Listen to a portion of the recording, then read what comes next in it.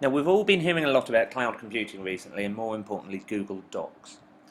Now, Google, as well as offering Gmail, which was one of its initial launches, now offers Google Documents as well. As a member of Garden International School, it's very easy to access, as we have a link to it through the main login menu. And it's login, staff or student, and in this case I'm going to make my way to GIS Google Docs, where I can sign in here. Alternatively, if you're not a member of staff and you have your own account, you can go access it very simply, www.gmail.com, and that will take you straight to the sign-in page. Now, you may notice the main difference here, that this is a blank sign-in window as opposed to this one, which is the Garden International Schools page already.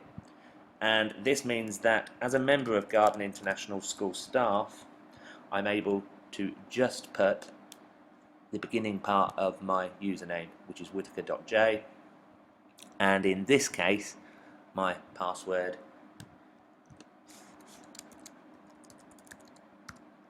and that will allow me to sign in automatically.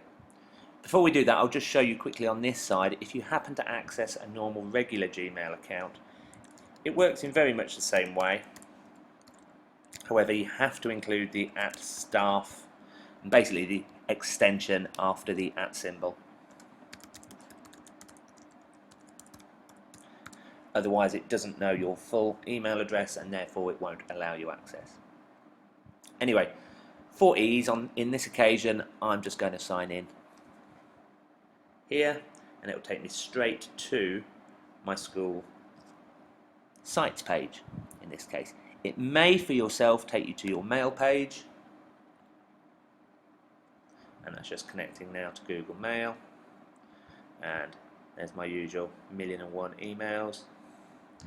However, what we want is this little tag here at the top, which is Docs, Documents, and you click there and it takes you to the Documents page.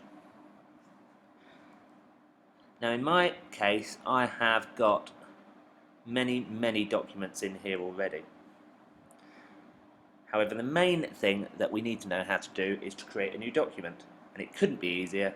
It's over here on the left. There's a big Create button, and you click Create and you can choose a document, which is the equivalent to a sort of word processing document, a bit similar to Microsoft Word.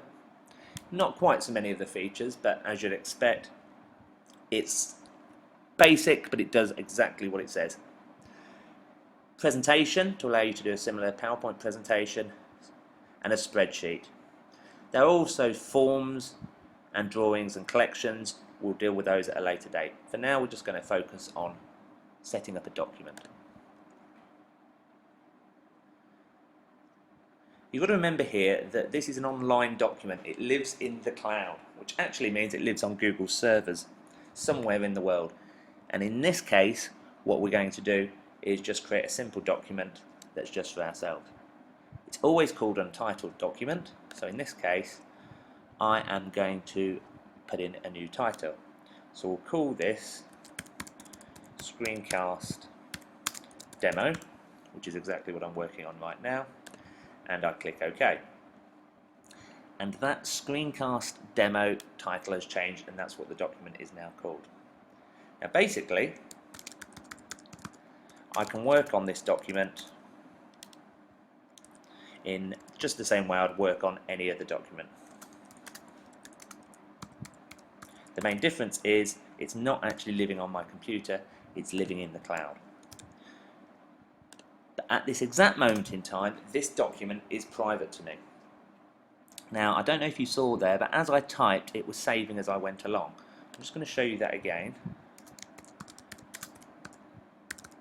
And it says it's saving, and now all changes are saved. Google actually changes it saves itself every couple of seconds, so you're very likely to ever lose anything. Now at the moment that document is completely private to me, but let's say I want to share it with somebody. If I hover over the share button, it shows that it's private, but I can choose who to share it with.